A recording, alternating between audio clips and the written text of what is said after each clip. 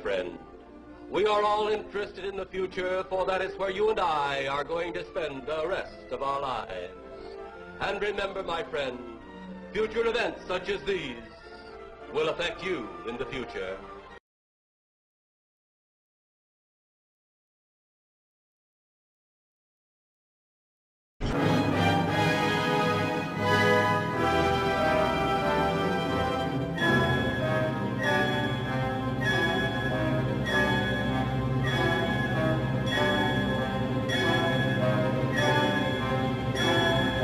Can you understand me?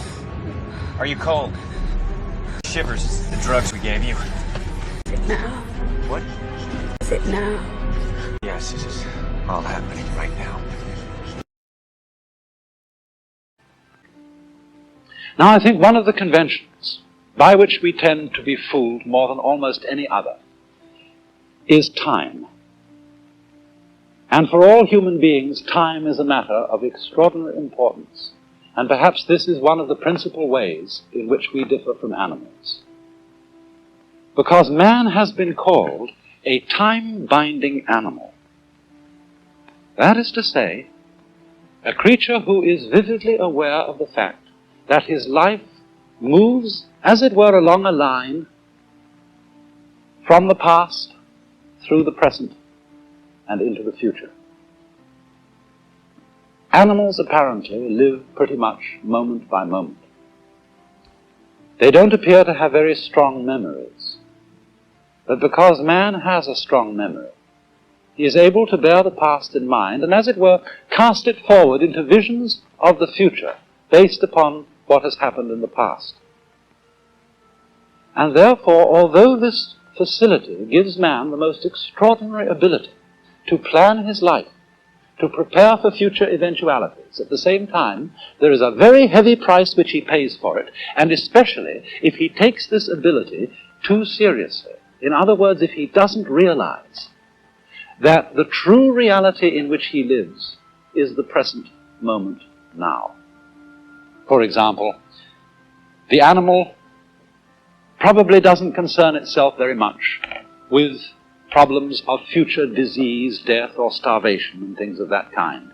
If an animal sees another dead animal lying around, I don't suppose he thinks to himself, well, one day that's going to happen to me. Rather, he just sees a dead animal, sniffs it, sees whether it's good to eat, and wanders away. But for human beings, it's entirely different.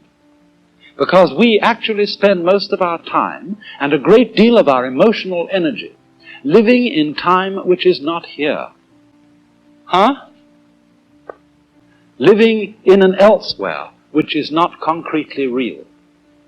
So much so that although we may be quite comfortable and happy in our present circumstances, if there is not a guarantee, not a promise, of a good time coming tomorrow and tomorrow and tomorrow and tomorrow, we are at once unhappy even in the midst of pleasure and affluence.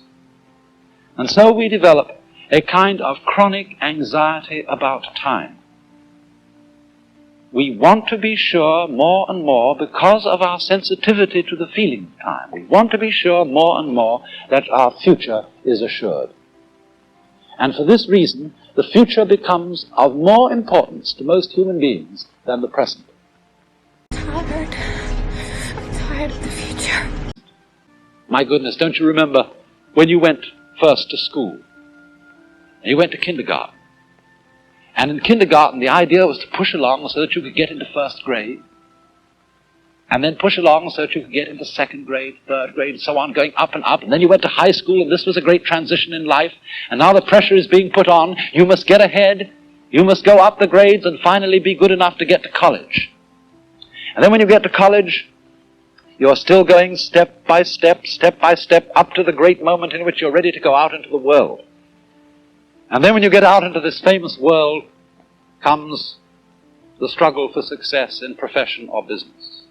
And again, there seems to be a ladder before you, something for which you're reaching all the time.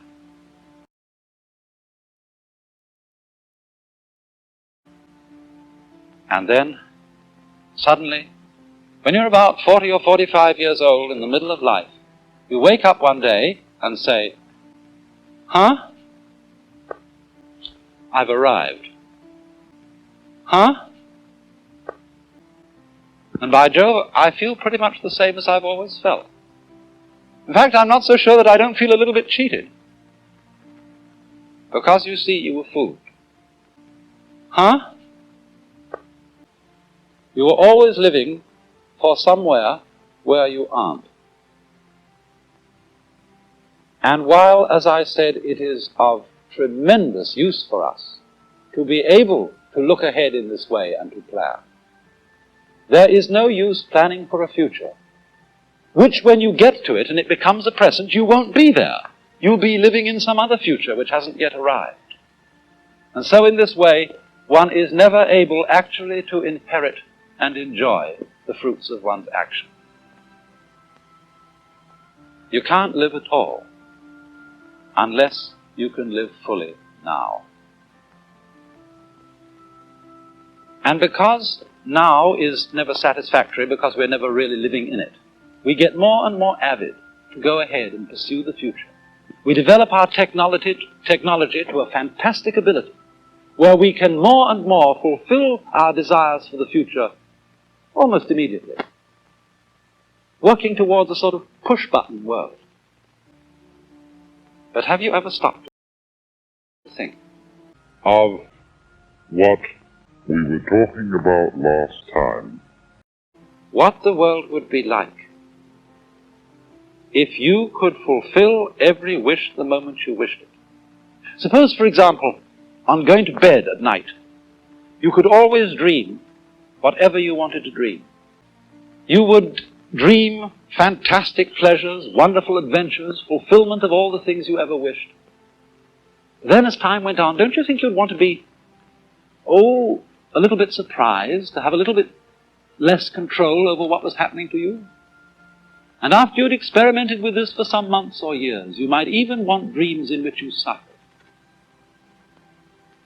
Because there is no real delight, no real fulfillment without delay.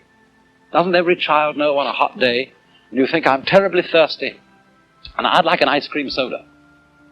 Haven't you tried the experiment of putting off drinking it, putting off, so that you get thirstier and thirstier, and it's so much fun when you finally get to it?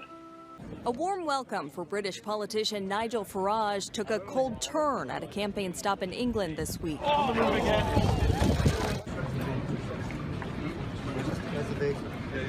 All I did was just throw the milkshake. What flavour was it? It was banana and salted caramel. I was actually quite looking forward to it, to be fair. And so in the same way, impatience with time, always wanting the future, is frustrating.